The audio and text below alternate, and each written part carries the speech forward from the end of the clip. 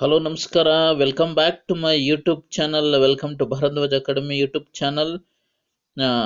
ಮೈ dear viewers, ಎಂದಿನಂತೆ ಇವತ್ತು ನಾನು ಮತ್ತೆ ನಿಮ್ಮ ಜೊತೆ ಸ್ಪೋಕನ್ ಇಂಗ್ಲಿಷ್ಗೆ ಸಂಬಂಧಪಟ್ಟಿರೋ ಒಂದು ಇಂಪಾರ್ಟೆಂಟ್ ವಿಡಿಯೋವನ್ನು ತಗೊಂಡು ಬಂದಿದ್ದೀನಿ.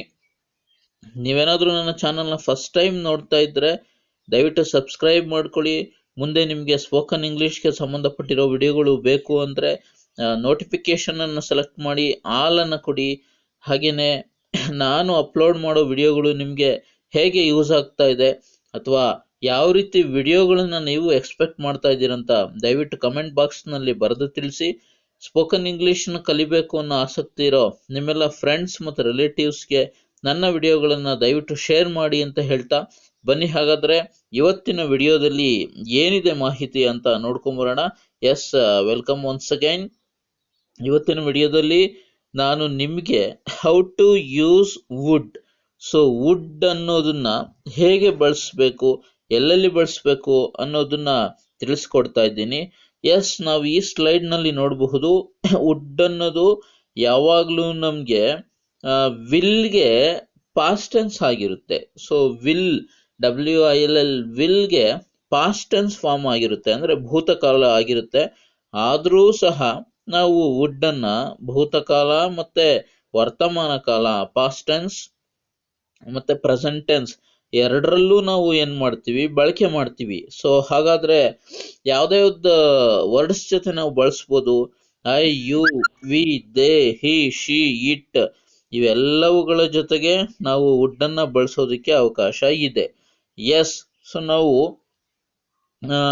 ವುಡ್ ಅನ್ನ ಬಳಸೋ ಹಾದಿನಲ್ಲಿ ಒಂದಷ್ಟು ಪಾಯಿಂಟ್ಸ್ನ ಲಿಸ್ಟ್ ಔಟ್ ಮಾಡ್ಕೋಬಹುದು. ಅಂದ್ರೆ ಯಾವ ವಿಚಾರಗಳ ಸಂದರ್ಭದಲ್ಲಿ ನಾವು ವುಡ್ ಅನ್ನ ಬಳಸ್ಬೋದು ಅಂತ ಆ ರೀತಿ ಒಂದಷ್ಟು ಲಿಸ್ಟ್ನ ನಾನು ನಿಮ್ಗೋಸ್ಕರ ಇಲ್ಲಿ ರೆಡಿ ಮಾಡಿಟ್ಟಿದ್ದೀನಿ. ಫಸ್ಟ್ ಒನ್ ನೋಡೋದಾದ್ರೆ ಪಾಸ್ಟ್ ಫೇಲ್ಡ್ ಆಕ್ಷನ್, ಅಂದ್ರೆ ವಿಫಲವಾದ ಭೂತಕ್ರಿಯೆ.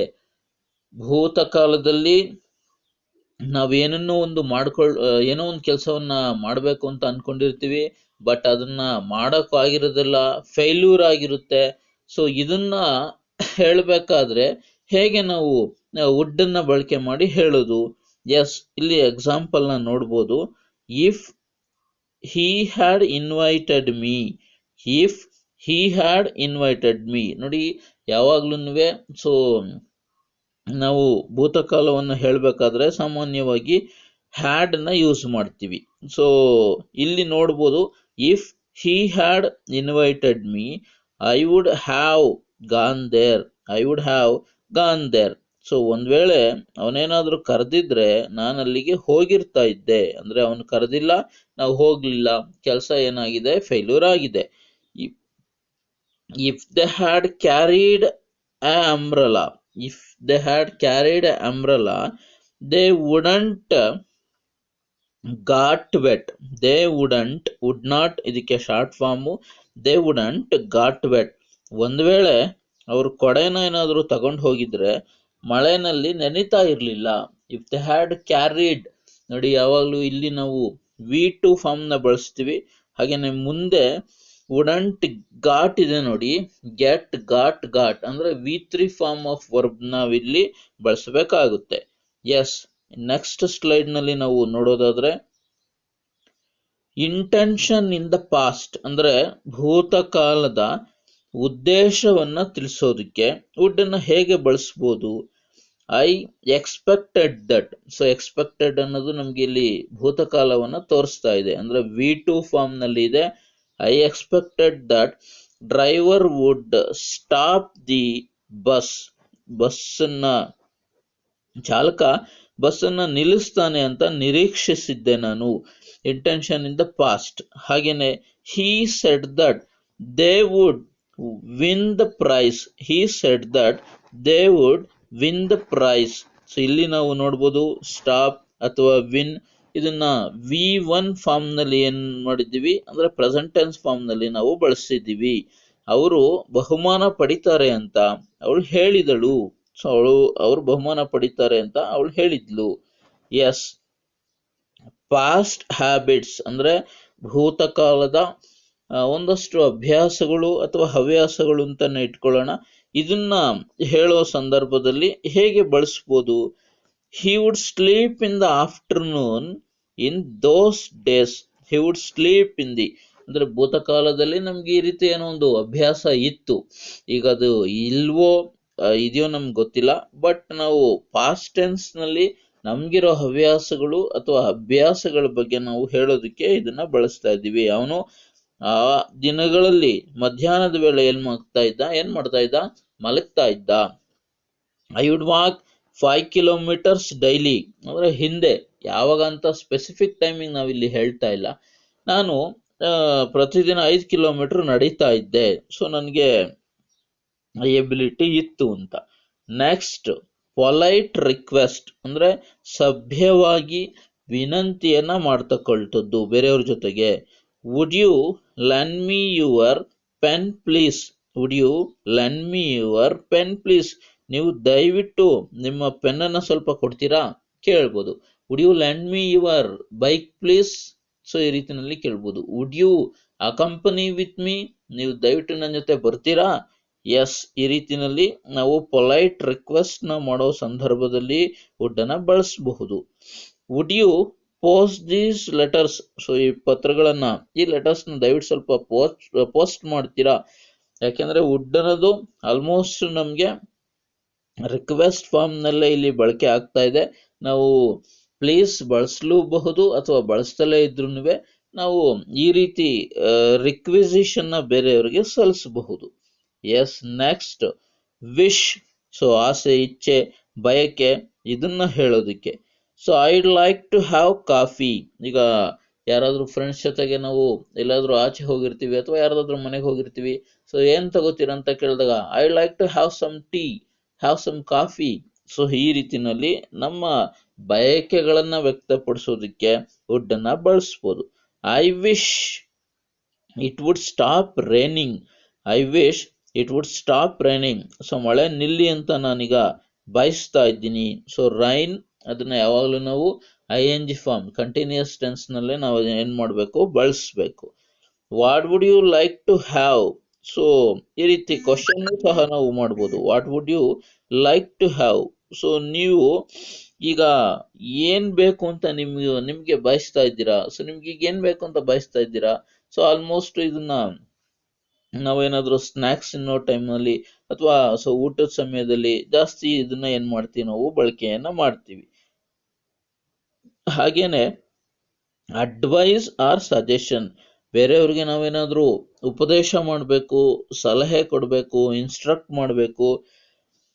Y wouldn't you consult doctor? So ಯಾರಿಗಾದ್ರೂ ಏನಾದ್ರೂ ಸಮಸ್ಯೆ ಆಗಿರುತ್ತೆ, ಅವರು ತುಂಬಾ ಸಫರ್ ಪಡ್ತಾ ಇರ್ತಾರೆ, ಜ್ವರ ಬಂದಿರುತ್ತೆ ಅಥವಾ ಏನೋ ಆಕ್ಸಿಡೆಂಟ್ ಆಗಿ ಬಿದ್ದಿರ್ತಾರೆ, ಆದ್ರೂ ಅವರು ಡಾಕ್ಟರ್ ಹತ್ರ ಹೋಗೋದಕ್ಕೆ ಭಯ ಪಡ್ತಾ ಇರ್ತಾರೆ. ಸೊ ಈ ರೀತಿನಲ್ಲಿ ನಾವು ಅಂದ್ರೆ ಅಲ್ಲಿ ನೆಗೆಟಿವ್ ಫಾರ್ಮ್ ನ ಬಳಸಿ ನಾವು ಹೇಳ್ಬೋದು. ನೀನ್ ಯಾಕೆ ಅಥವಾ ನೀವ್ ಯಾಕೆ ವೈದ್ಯರನ್ನ ಭೇಟಿ ಮಾಡಬಾರದು? ಯಾಕೆ ಇದ್ರ ಬಗ್ಗೆ ನೀವು ವಿಚಾರಿಸಿ ಟ್ರೀಟ್ಮೆಂಟ್ ತಗೋಬಾರದು? Why wouldn't you consult doctor? It would be wise to inform the police on theft. It would be wise to inform the police on theft instead of in. Please make it on. So in ಬದಲಿಗೆ ದಯವಿಟ್ಟು ಅದನ್ನ on ಅಂತ ಓದ್ಕೊಡಿ. ಪೊಲೀಸರಿಗೆ ಕಳ್ಳತನದ ಬಗ್ಗೆ ಮಾಹಿತಿ ನೀಡೋದು ಜಾಣ್ಮೆಯಾಗಿರುತ್ತೆ. So ನಾವೇನ್ ಮಾಡ್ತಾ ಇದ್ದೀವಿ ಇಲ್ಲಿ? ಎಲ್ಲೋ ಒಂದ್ ಕಡೆ ಕಳ್ಳತನ ಆಗಿದೆ, ಅದನ್ನ ಮುಚ್ಚಿಡೋ ಪ್ರಯತ್ನ ಅಥವಾ ಹೆದರಿಕೆಯಿಂದ ಅದನ್ನ ಹೇಳ್ದಲೇ ಇರ್ತಕ್ಕಂಥ ಪ್ರಯತ್ನ ನಡೀತಾ ಇದೆ. ಸೊ ನಾವು ಅವ್ರಿಗೆ ಸಲಹೆಯನ್ನ ಕೊಡ್ತಾ ಇದ್ದೀವಿ. Yes. So next one, improbable, ಅಸಂಭವನೀಯ.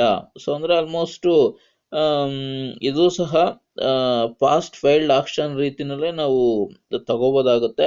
If I were a bird I would fly. ನಾನೇನಾದ್ರೂ ಹಕ್ಕಿ ಆಗಿದ್ರೆ, ಒಂದ್ ವೇಳೆ ನಾನೇನಾದ್ರೂ ಒಂದು ಹಕ್ಕಿ ಆಗಿದ್ರೆ ಹಾರ್ತಾ ಇದ್ದೆ. I would fly fast, I would fly very fast. ಈ ರೀತಿನಲ್ಲಿ ನಾವು ಇದನ್ನ ಬಳಕೆ ಮಾಡಬಹುದು. What would you do? What would you do if you were a CM? ನೋಡಿ, ಅಲ್ಲಿ ಯಾವಾಗ್ಲೂ ಸೊ ವೆರ್ರನ್ನೇ ನಾವು ಯೂಸ್ ಮಾಡಬೇಕಾಗುತ್ತೆ. ಒಂದ್ ವೇಳೆ ನೀವೇನಾದ್ರೂ ಮುಖ್ಯಮಂತ್ರಿ ಆಗಿದ್ರೆ ಏನ್ ಮಾಡ್ತಾ ಇದ್ರಾ, ಏನ್ ಅಭಿವೃದ್ಧಿ ಮಾಡ್ತಾ ಇದ್ರಾ, ಏನ್ ಚೇಂಜಸ್ ಮಾಡ್ತಿದ್ರಾ, ಈ ರೀತಿನಲ್ಲಿ ಆ ಇದು ಅರ್ಥವನ್ನ ಕೊಡುತ್ತೆ. What would you do if they were there, what would you do if they were there. For example ನಾವೆಲ್ಲೋ ರಸ್ತೆನಲ್ಲಿ ಹೋಗ್ತಾ ಇರ್ತೀವಿ, ಒಂದಷ್ಟು ಜನ ಪೊಲೀಸ್ನವರು ನಿಂತಿರ್ತಾರೆ. ಇನ್ ಕೇಸ್ ನಿಂತಿದ್ರು ಅಂದಾಗ, ಸೊ ನಮ್ಮ ಹತ್ರ ಏನೋ ಲೈಸೆನ್ಸ್ ಇರಲ್ಲ, ತಪ್ಪಿಸ್ಕೊಳ್ಳೋ ಪ್ರಯತ್ನವನ್ನ ಮಾಡ್ತಿರ್ತೀವಿ. ಆ ಆ ಸಂದರ್ಭನ ಇಟ್ಕೊಂಡು ನಾವು ಇದನ್ನ ಎಕ್ಸಾಂಪಲ್ ಆಗಿ ತಗೋಬಹುದು. What would you do if the police were there. ಒಂದ್ ವೇಳೆ ಏನಾದ್ರು ಪೊಲೀಸ್ನವರಲ್ಲಿ ಇದ್ದಿದ್ರೆ ಏನ್ ಮಾಡ್ತಾ ಇದ್ದೆ, ಹೇಗ್ ತಪ್ಸ್ಕೊಳ್ತಾ ಇದ್ದೆ. ಎಸ್, ಸೊ ಈ ರೀತಿ ಅಸಂಭವನೀಯತೆಯನ್ನು ತೋರಿಸೋದಕ್ಕೆ ನಾವು ವುಡ್ ಅನ್ನ ಬಳಸ್ತೀವಿ. Past failed action, past failed action. Okay, so next one, ಇದು ಹೋಮ್ವರ್ಕು ನಿಮಗೋಸ್ಕರ. ನೀವು ಇದನ್ನ ಪ್ರಯತ್ನ ಮಾಡಿ. ಸೊ ನಿಮಗೆ ಉತ್ತರ ಗೊತ್ತಿದ್ರೆ ದಯವಿಟ್ಟು ಇದನ್ನ ಕಮೆಂಟ್ ಮಾಡಿ. ನೀವು ಇದನ್ನ ಪ್ರಯತ್ನಿಸಿ ಇಂಗ್ಲಿಷ್ಗೆ ಅನುವಾದ ಮಾಡ್ತಕ್ಕಂಥ ಒಂದು ಪ್ರಯತ್ನವನ್ನ ಮಾಡಿ. ನಾನು ಅವನಿಗೆ ಬರಲು ಹೇಳಿದೆ, ಆದರೆ ಅವನು ಇಲ್ಲ ಅಂದ. ನಾನು ಚೆಂಡನ್ನ ಒದ್ದೆ. ಸೊ ಒದ್ದೆ ಮೀನ್ ಕಿಕ್ ಅಂತ. ಸೊ ಆ ಕಿಕ್ಕಿಂಗ್ ಅದು ವರ್ಬು, ಆದರೆ ಅದು ಮುಂದೆ ಮೂವ್ ಆಗ್ಲಿಲ್ಲ, ಚಲಿಸ್ಲಿಲ್ಲ. Yes, this is for your homework. So ಈ ವಿಡಿಯೋ ನಿಮ್ಗೆ ಇಷ್ಟ ಆಗಿದ್ರೆ ದಯವಿಟ್ಟು ಲೈಕ್ ಮಾಡಿ, ಮತ್ತೆ ಎಲ್ರಿಗೂ ಶೇರ್ ಮಾಡಿ ಅಂತ ಹೇಳ್ತಾ ಮುಂದಿನ ವಿಡಿಯೋದಲ್ಲಿ ಭೇಟಿಯಾಗೋಣ. Till then, bye, thank you all.